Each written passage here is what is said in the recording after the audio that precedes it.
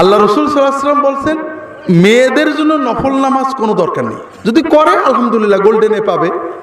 কিন্তু যদি কোনো মেয়ে শুধু 5 ওয়াক্ত ফরজ নামাজ আদায় করে, আমাদের দেশে মহিলারা অনেকে নামাজ পড়েন কিন্তু বসে আছে নাকি?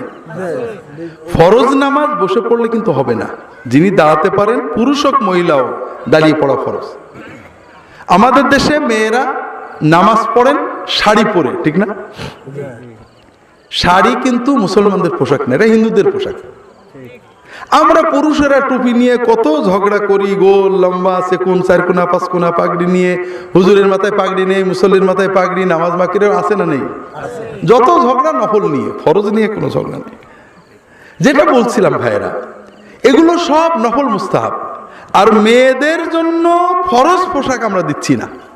মেয়েদের ফরজ পোশাক এবং সুন্নত পোশাক সেটা হলো পুরো ম্যাক্সি, এই গলা দিয়ে পায়ের গোড়ালির নিচু পর্যন্ত ঝুল হবে, এই কবজি পর্যন্ত বা আঙুল পর্যন্ত হাতার ঝুল হবে, এইরকম ম্যাক্সি। ম্যাক্সির উপরে বড় ওড়না, চাদরের মতো ওড়না, ম্যাক্সির নিচেই পাজামা অথবা সায়া।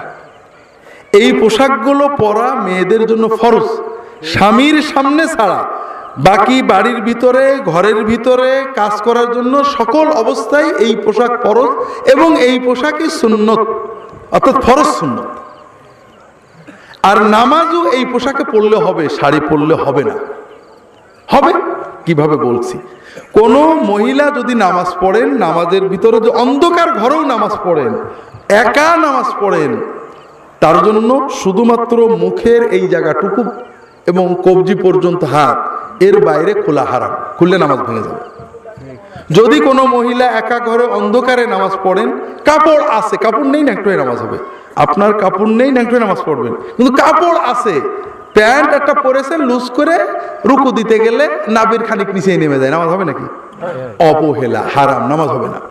ঠিক তেমনি কোনো মহিলা যদি অন্ধকার ঘরে একাও নামাজ আদায় করেন, কপালের কিছু চুল বেরিয়ে যায়, কান একটা বা দুটো বেরিয়ে যায়, জুলফির চুল বেরিয়ে যায়, পিছনের চুল বেরিয়ে যায়, থুতমির নিচে গলার কাছে এখানে বেরিয়ে যায়, হাতের কাছে কিছু অংশ বেরিয়ে যায়, পেটের কাছে কিছু বেরিয়ে যায়, নামাজ হবে না। নামাজ সারা জীবন পড়লেও বেনামাজি হয়ে থাকতে হবে। এই মসলাতে আপনাদের কারোরই খারাপ লাগছে না তো? আপনাদের বউদের বিরুদ্ধে বলেছি, আপনাদের কথা বলিনি। হ্যাঁ, বউরা দোজখে গেলে আমাদের কি সমস্যা, ঠিক না?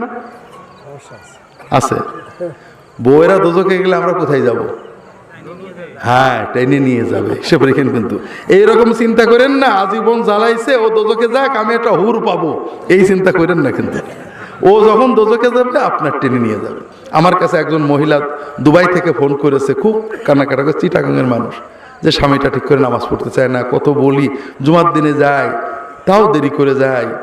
তাহলে দেখেন, আপনি আর বেশি বলেন না, আপনার স্বামীকে বললে সওয়াব পাবেন, কিন্তু আপনার স্বামী যতই গুনাহ করুক আপনার কোনো গুনাহ হবে না। কিন্তু বউ গুনাহ করলে স্বামীর কি হবে?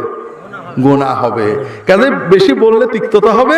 আপনি সেজদায় যে আল্লাহর কাছে দোয়া করেন স্বামীর জন্য, আর বেশি নসিহত করেন না, কারণ স্বামীর জন্য নসিহত করা ফরজ, আর স্ত্রীর জন্য স্বামীকে নসিহত করা ফরজ না। করেছে বেচারা, শুনে না, কি করবে? যাই হোক, অনেক কষ্টের কথা। স্বামীরা অনেক জালেম আছে, যেটা বলছিলাম, আবার বউরাও জালেম আছে, একেবারে কম না, যেটা বলছিলাম। তাহলে আপনার স্ত্রীকে আপনি বাড়ি গিয়ে বুঝাবেন, নামাজে আমাদের দেহ ঢাকা রাখতে হবে। যদি কেউ শাড়ি পরে নামাজ পড়েন, তাহলে পরে তার হাতা, ব্লাউজের হাতা কোনটুকু হবে? হ্যাঁ, এবং ঝুল ছায়া পর্যন্ত যেতে হবে। আর উপরে শুধু মাথায় শাড়ির আঁচল দিলে হবে না, মাথার উপরে আলাদা একটা বড় ওড়না অথবা হিজাব দিয়ে আটতে হবে, যেন এগুলো খুলে বেরিয়ে না যায়। কথা কি বুঝতে পেরেছেন?